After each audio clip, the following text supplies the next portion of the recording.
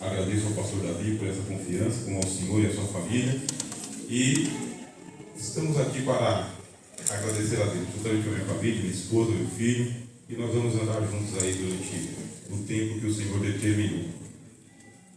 E por isso que, de fato, o Senhor colocou esta palavra em meu coração, apesar de saber do protocolo de vir, dar uma saudação inicial e aguardar outro momento para a gente fazer uma explanação da palavra um pouco mais demorada. Mas aí o Espírito Santo já me entregou essa mensagem e disse: hoje você já começa pregando. Glória a Deus. E eu, assim que cheguei, já falei: Senhor, estou aqui para fazer a sua vontade. Esses 2 primeiros louvores que o pastor Franklin ele pediu são louvores da minha caminhada com Deus, do meu segredo com Deus. Segredo. Todos nós temos segredos, aquela que é a senha, que é só você e Deus, aquele particular. Esses 2 hinos fazem parte da senha do segredo entre eu e Deus. Eu falei: obrigado, Jesus. Está bem confirmado que nós temos aqui um serviço junto com os irmãos e com as irmãs e com toda a igreja. E aqui está a boa palavra de Deus. 2 Timóteo, capítulo de número 2, versículo 14. Traze estas coisas à memória, ordenando-lhes diante do Senhor, que não tenham contendas de palavras, que para nada aproveitam, e são para a perversão dos ouvintes. Procura apresentar-te a Deus aprovado, como obreiro que não tem de que se envergonhar, que maneja bem a palavra da verdade. Mas evita os falatórios profanos, porque produzirão maior impiedade. A palavra desses roerá como gangrena, entre os quais são Himeneio e Fileto, os quais se desviaram da verdade, dizendo que a ressurreição já era feita, e perverteram a fé de alguns. Todavia, o fundamento de Deus fica firme, tendo este selo: o Senhor conhece os que são seus, e qualquer que profere o nome de Cristo, aparte-se da iniquidade. Ora, numa grande casa, não somente há vasos de ouro e de prata, mas também de pau e de barro, uns para a honra, outros, porém, para a desonra. De sorte que, se alguém se purificar destas coisas, será vaso para a honra, santificado e idôneo para o uso do Senhor e preparado para toda boa obra. Foge também dos desejos da mocidade, e segue a justiça, a fé, o amor e a paz para com os que, com um coração puro, invocam o Senhor. Rejeita as questões loucas e sem instrução, sabendo que produzem contendas, e ao servo do Senhor não convém contender, mas sim ser manso para com todos, apto para ensinar, sofredor, instruindo com mansidão os que resistem, a ver se, porventura, Deus lhes dará o arrependimento para conhecerem a verdade e tornarem a despertar, desprendendo-se dos laços do diabo, em cuja vontade estão presos. Amém? Amém. Eu fiquei imaginando o Senhor Jesus quando ele foi começar o seu ministério, e ele inicia o ministério dele pregando o Sermão do Monte. Moisés iniciou o ministério dele entregando os 10 mandamentos. Josué iniciou o ministério dele recebendo palavras do anjo e transmitindo ao povo. E esta palavra aqui, ela é a palavra inicial, porque é como se fosse uma partitura de um concerto musical. A partitura ela tem uma notação, que é a clave, e a clave vai dizer qual que é a altura que todos os instrumentos devem ser afinados e devem tocar. Clave de sol, clave de fá, clave de dó. Então, seja qual for o instrumento, ele é afinado naquela clave. A clave é de sol, mas eu quero tocar em dó. Não. É de sol, mas eu quero tocar em fá. Não. Se é de sol, vai ter que tocar em sol. Ela determina a altura. E essa mensagem, ela já determina a altura em que o Espírito Santo coloca o Evangelho para ser pregado. Ele determina a afinação em que os instrumentos devem tocar. É nesse nível. Quando o Senhor Jesus entregou o Evangelho, ele não entregou da sola do pé para baixo. Quando Jesus entregou o Evangelho, ele entregou aqui, nessa altura, nesta qualidade, nesta intensidade, com uma série de deveres que devem ser cumpridos, para que a gente possa viver o reino de Deus no tempo presente e implantar o reino de Deus na terra até que ele se cumpra na eternidade. Jesus, ele não deixou uma mensagem rasteira para nós. Ele não deixou uma igreja rasteira, não deixou uma missão rasteira. Jesus, quando ele se comparava com Jonas, por exemplo, ele dizia: eis aqui quem é maior do que Jonas. Quando ele se comparava com Salomão, ele dizia: eis aqui quem é maior do que Salomão. Quando ele se comparava com Moisés, ele dizia: Moisés disse, eu porém vos digo. Então Jesus, ele vai colocando o evangelho numa altura que tem que ser entoada na altura que Jesus colocou. Se alguém colocar o evangelho para baixo desse nível, tem que ser trazido de volta, aí já não é mais evangelho. O apóstolo Paulo pegou o evangelho do Senhor Jesus na mesma altura que ele recebeu. Vocês conhecem a conversão de Paulo, indo para Damasco, perseguindo os cristãos, caiu por terra, Jesus apareceu para ele, entregou o evangelho para ele, e agora Paulo tem que entregar o evangelho para o restante da humanidade. E o Paulo sempre entrega o evangelho afinado, não desafinado. Ele quer a harmonia das vozes. Ele escreve: um só Senhor, uma só fé, um só batismo, um só Espírito Santo. Todo o ensino do apóstolo Paulo levanta os nossos corações, afina o nosso discurso, determina em que passo que a gente tem que andar, como que nós temos que servir a Deus. E Paulo plantou uma igreja numa região chamada Éfeso, e a igreja de Éfeso se tornou a maior igreja do Novo Testamento, em número, em qualidade e em repertório, em teologia e em obreiros também. A igreja de Éfeso, ela cresceu, se agigantou e se qualificou muito. Chegou a hora que o apóstolo Paulo tinha que empossar alguém para tomar conta da grande igreja de Éfeso. E ele chamou quem? Timóteo, que era um jovem. E entregou para Timóteo, um jovem, a maior igreja do Novo Testamento. Quando ele chegou lá, que ele viu, como eu vi aqui, a igreja está pronta. Olha a quantidade de irmãs que aqui estão. Olha a mocidade montada. Olha os adolescentes que estavam semana passada, e de quarta-feira amanhã estaremos na sede para podermos ali congratular com o nosso pastor e o ministério, o culto de ação de graças. Olha aqui a quantidade de homens para trabalhar. Homens que estão no lugar certo, no lugar do serviço. Quando Timóteo chegou em Éfeso, que ele encontrou a igreja pronta, do jeito que estava, as pernas tremeram. Porque uma coisa é a gente chegar para começar do zero e falar: agora a gente já sabe aqui que a gente vai ter que formar. E quando você já pega formado? Se está formado, olha o bom trabalho que o nosso pastor fez aqui. A igreja está formada. O que tem que fazer então? Timóteo tremeu. E ele começou a se atemorizar e a se retrair. Porque ele se sentia menos do que a igreja, menos do que o ministério. Ele tinha crises que eram as suas crises de timidez. Ele se intimidava. Aí o apóstolo Paulo, chamando-o, disse: não, Timóteo, se fosse por capacitação, outras pessoas tomariam esse lugar, mas é pelo poder do Espírito Santo, porque Deus não nos deu o espírito de fraqueza e de temor, mas de fortaleza. E Paulo, escrevendo a Timóteo, começa a estimular ele. Olha, lembrate da fé da tua avó, lembrate da fé da tua mãe, lembrate daquilo que você recebeu com imposição de mão do ministério, lembra aquilo que eu te ensinei. O tempo todo o apóstolo Paulo chama Timóteo e diz: lembra, porque nós somos crentes e nós temos coração para sentimento, boca para falar, e nós temos cérebro para ter memória.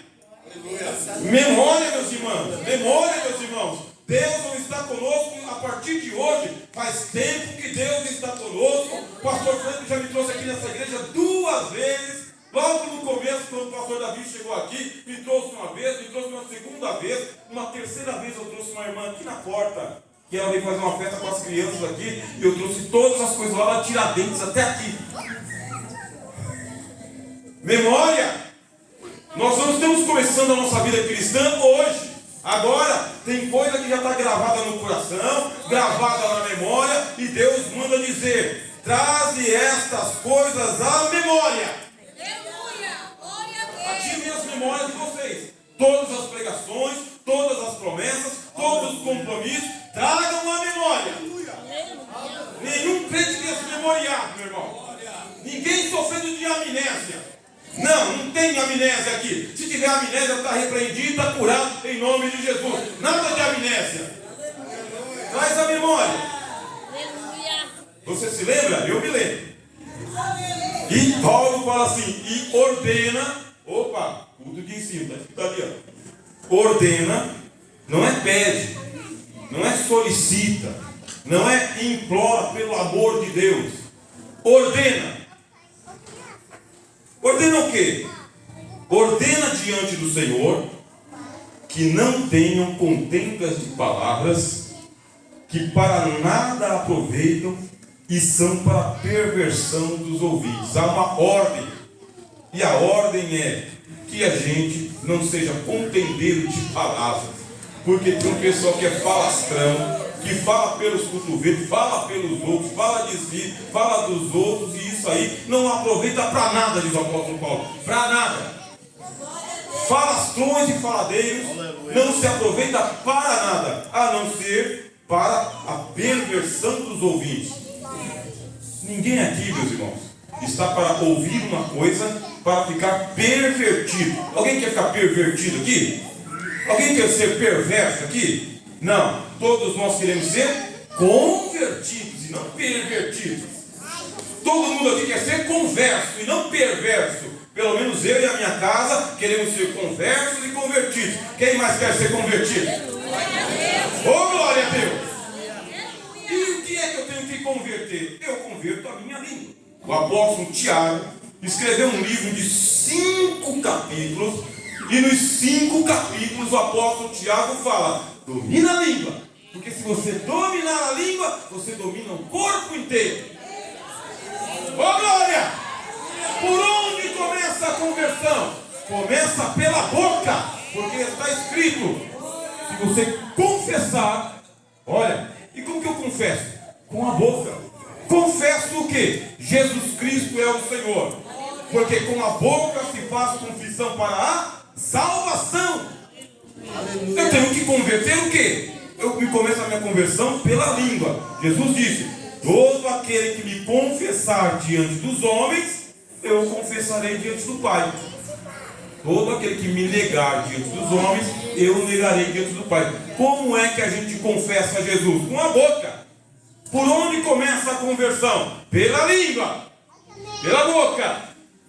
Aí eu tenho que tomar cuidado com aquilo que eu estou falando e com aquilo que eu estou ouvindo. O apóstolo Paulo fala: para nada presta a não ser para a perversão dos ouvintes. Eu primeiro converto a minha língua. Segundo, eu converto o meu ouvido. É, meu amigo. Eu tenho um paladar e eu tenho uma audição. E eu ouço aquilo que eu quero ouvir. Aquilo que eu não quero ouvir, eu não ouço. Eu apenas escuto. Escutar eu escuto com a orelha, mas ouvir eu ouço com o ouvido, com o coração. Por isso eu tenho que tomar cuidado com aquilo que eu falo e com aquilo que eu ouço. Porque de repente, eu ao invés de ser convertido, fico pervertido. Entra o crente e sai o descrente. Entra o salvo e sai o perdido. Entra o santo e sai o pecador. Da onde? Da roda dos escarnecedores, do caminho dos pecadores, que o Salmo 1 fala: não se assente na roda dos escarnecedores e não ande segundo o conselho dos ímpios. Entenderam? É uma ordem, meus irmãos e minhas irmãs, jovens e adolescentes. É uma ordem, não um pedido, não uma solicitação, não um solilóquio. É uma ordem. Ordena diante de quem? Ordena diante do Senhor, meus irmãos.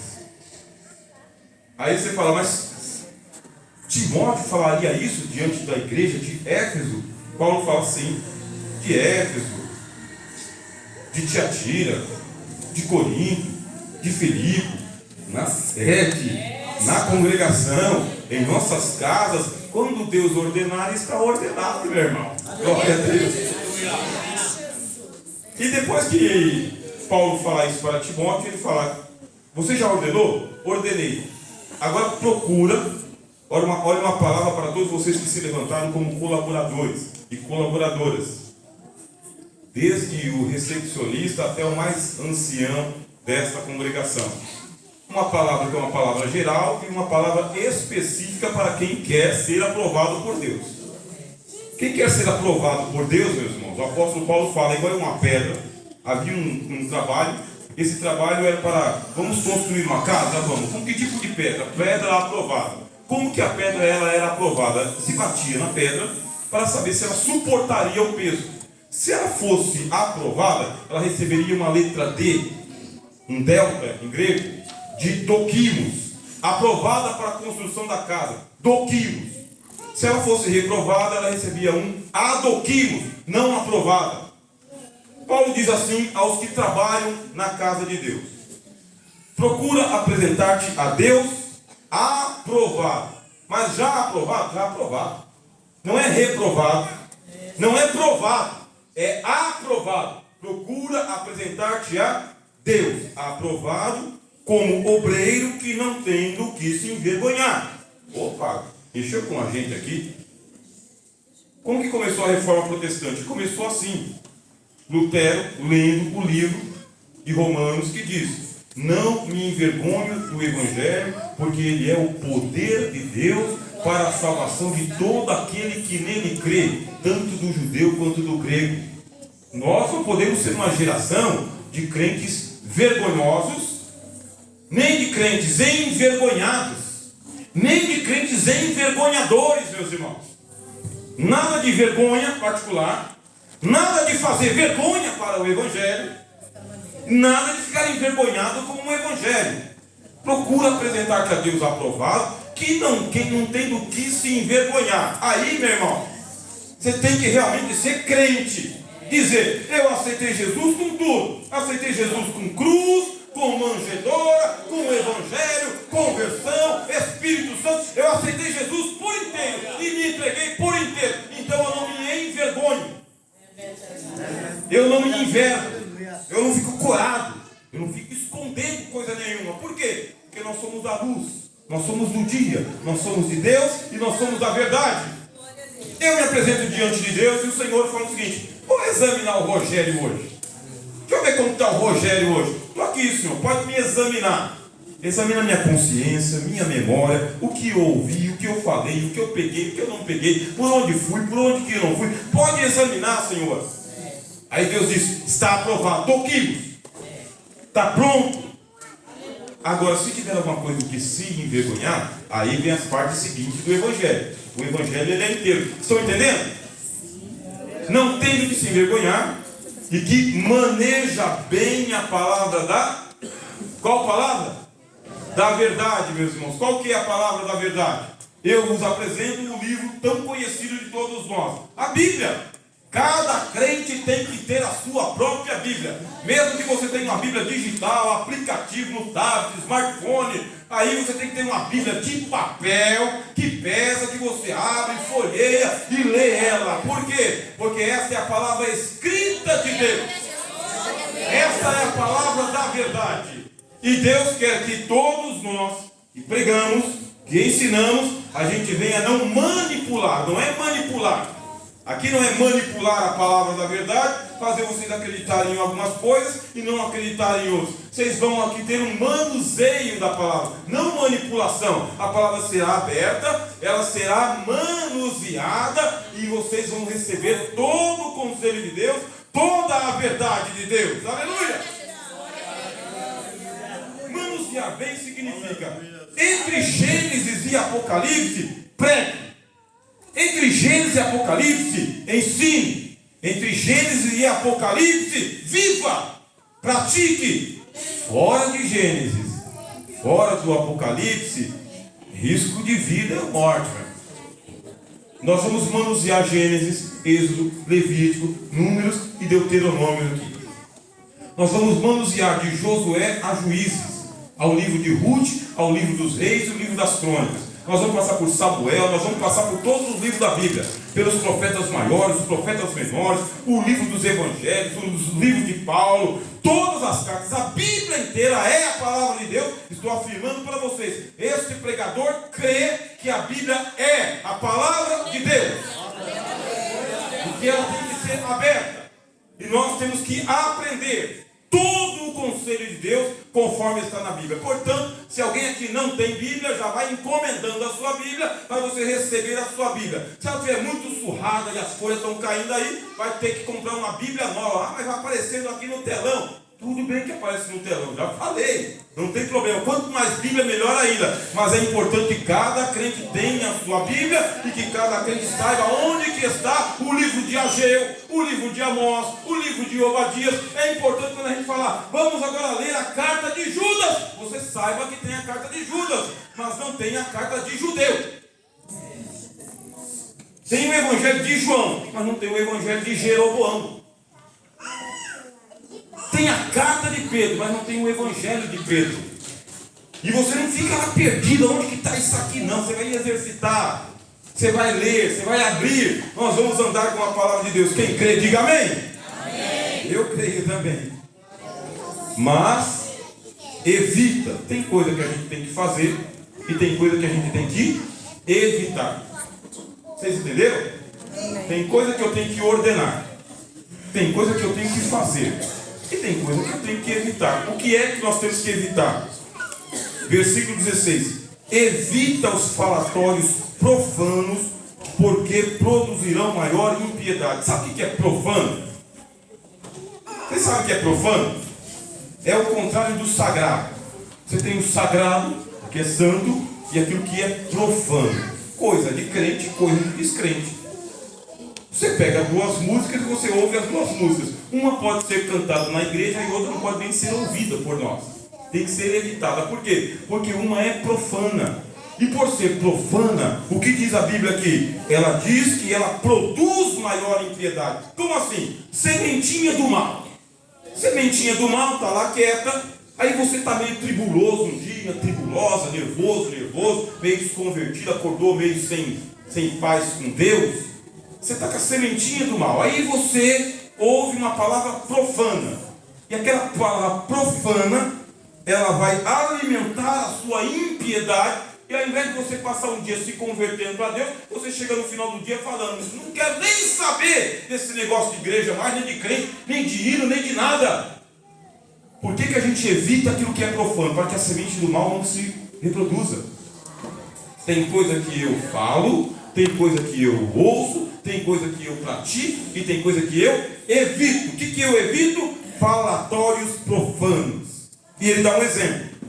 A palavra desses roerá como gangrena. Gangrena é uma ferida que dá na perna, que não tem cura.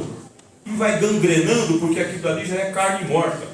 Como é carne morta, todas aquelas células mortas, elas vão sendo comidas, e a perna vai ficando toda ruim, vai gangrenando, aí vai ter que amputar a perna. Paulo diz que a palavra profana não é uma coisa que você ouve e descarta simplesmente. Ela vai corroendo como gangrena. Você vai ficando cancerígeno espiritualmente, e quando pensa que não, está em estado terminal.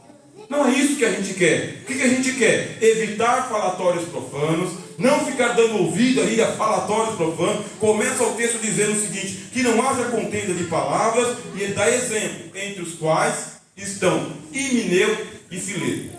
Ele dá o exemplo de dois obreiros que estavam na igreja de Éfeso, que tinham cargo de importância, tinham influência e ensinavam.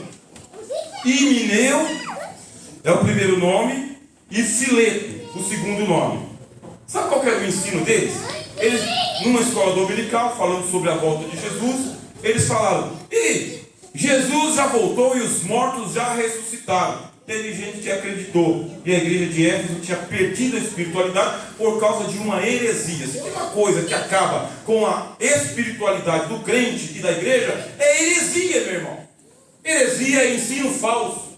Para saber qual que é a doutrina e qual que é a heresia, Bíblias abertas e conferência bíblica. Vocês têm a Bíblia em português, para vocês aprenderem a palavra de Deus em português e conferirem A mais B. Isso aqui não pode ser diferente daquilo que eu ouvi na quarta-feira. Não se ensina na terça uma coisa, na quinta-feira outra coisa no domingo e outra coisa na segunda-feira, uma coisa na sede e outra na congregação. O que se ensina na palavra de Deus, desde o Belém até essa congregação, é a mesma palavra, o mesmo Espírito, a mesma glória, o mesmo Evangelho, a mesma virtude, a mesma glória.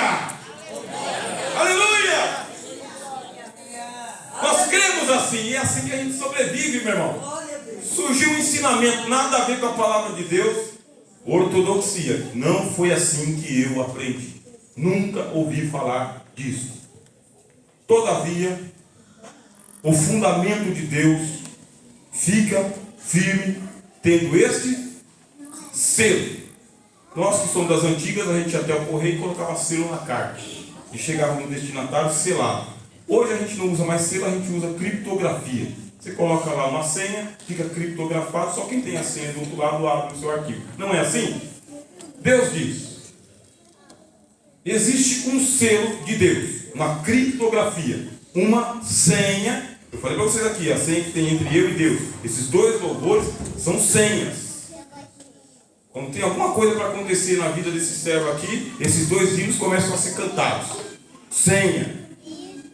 Aí Paulo fala assim: todavia o fundamento de Deus fica firme tendo este selo. Qual que é o selo?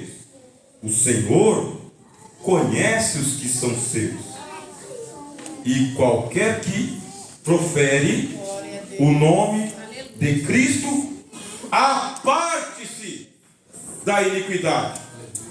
Tem coisa que eu falo, tem coisa que eu ouço, tem coisa que eu faço, tem coisa que eu evito e tem coisa que eu me aparto.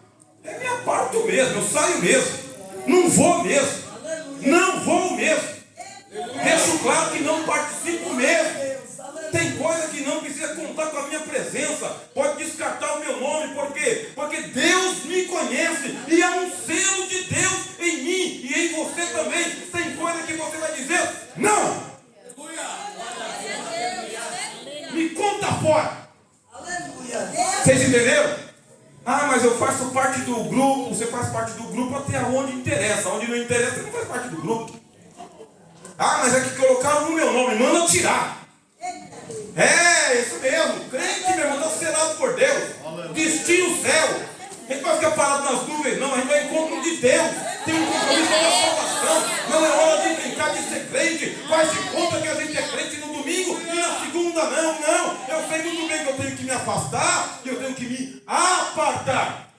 Coré, Datã e Abirão se levantaram contra Moisés. Foi aquela contenda e Moisés pegou e falou: quem quiser ficar com Coré, Datã e Abirão, fica. Mas eu aconselho, quem não quiser, se aparta.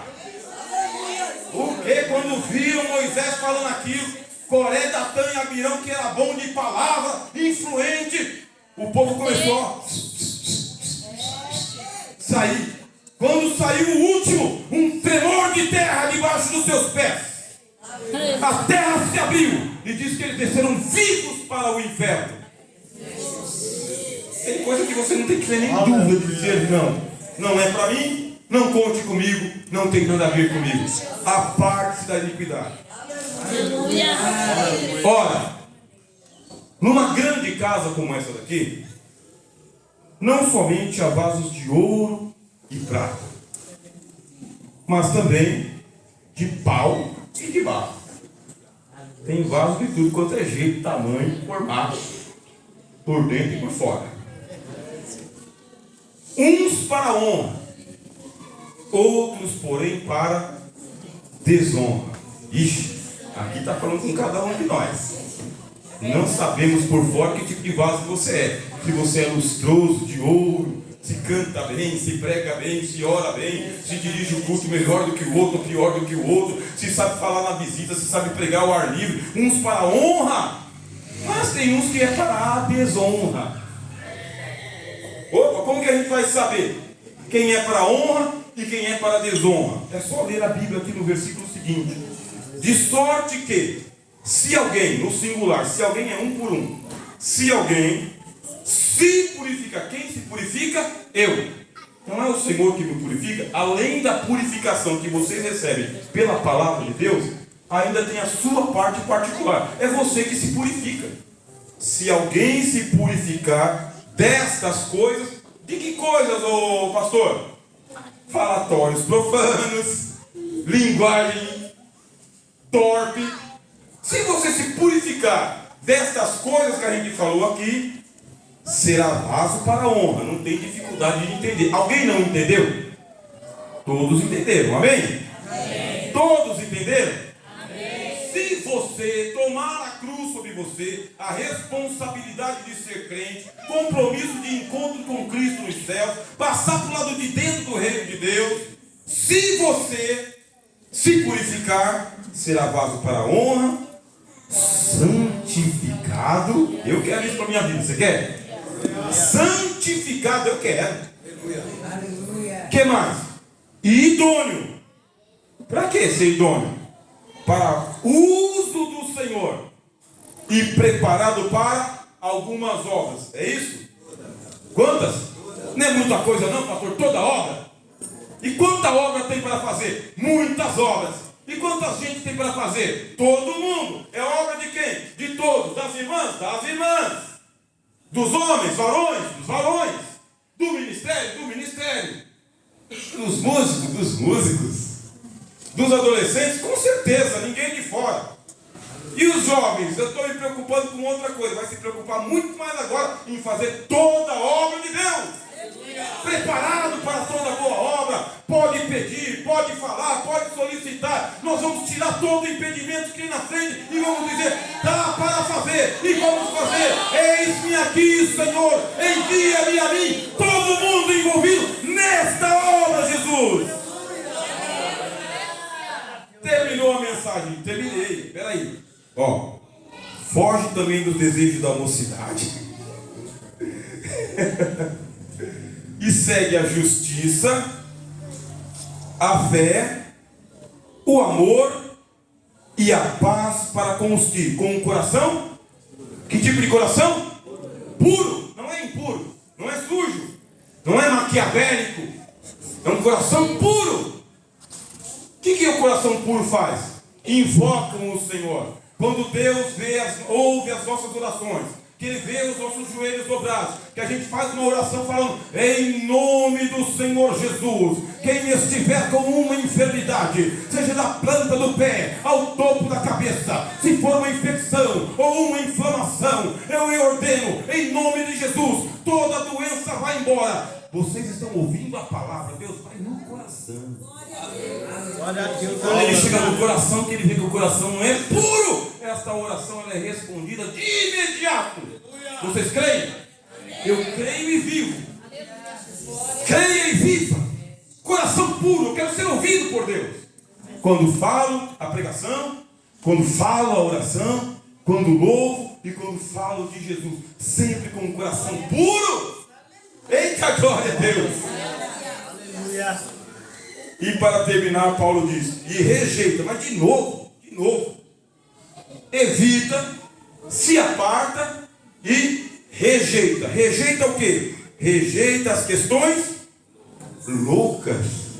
Vocês querem saber qual que é o sexo dos anjos, irmão? Quer saber se tem anjo macho ou anjo fêmea? Vocês querem saber quem que foi a esposa de Caim? Vocês querem saber isso? Quando que Deus nasceu? Coisa de gente doida, meu irmão. A gente não vai ficar perdendo nosso tempo nem de púlpito, nem de igreja, querendo saber se existe nhonho ou se não existe nhonho. Se você veio do ET ou se Deus te criou a partir do macaco. Coisa de loucura, meu irmão, não quer nem saber. Nós vamos gastar todo o nosso tempo estudando a Bíblia do jeito que é, para conhecer a Deus pelas Escrituras. Nada de lendas, nem mitos, nem contos de carochinha, nem mensagens fabricadas na internet, só da palavra de Deus. Ao servo do Senhor, essa é para o pastor, só para o pastor, para mais ninguém. Só o pastor é servo do Senhor. Tá certo? Não, né? Ao servo do Senhor não convém contender, mas sim ser manso para com todos, apto para ensinar, sofredor, instruindo com mansidão os que resistem, a ver se porventura Deus lhes dará arrependimento, para conhecerem a verdade e tornarem a despertar, desprendendo-se dos laços do diabo, em cuja vontade estão presos. Aqui está o compromisso que faço diante de Deus, da igreja e do ministério, na pessoa do pastor Franklin, de que estamos aqui para instruir os irmãos em todo o evangelho, com toda a mansidão, toda a instrução, toda doutrina, todo o sofrimento que for necessário sofrer por amor da causa de Cristo e dos irmãos. Eu e minha família estamos aqui para isso, para andar junto com todos. Conto com a presença de todos, com o apoio de todos, com a oração de todos, meus irmãos, para que a gente faça toda a obra de Deus e a gente viva o que vocês, as nossas irmãs, acabaram de cantar aqui, esse hino que foi um hino assim extraordinário na sua letra também. Por quê? Porque se alguém resistir ao que for ensinado, Paulo diz, caiu no laço do diabo. O diabo jogando laço de passarinheiro. A gente não quer que ninguém fique preso no laço. Nossos filhos não podem cair no laço, nossas filhas não podem cair no laço, nossos jovens não podem cair no laço, nossos adolescentes não podem cair no laço, nosso ministério não pode cair no laço, nenhum de nós pode ficar no laço do diabo. Todos nós, desenlaçados, puros e servindo ao Senhor com alegria. Amém? Vamos fazer uma oração, e com essa oração passo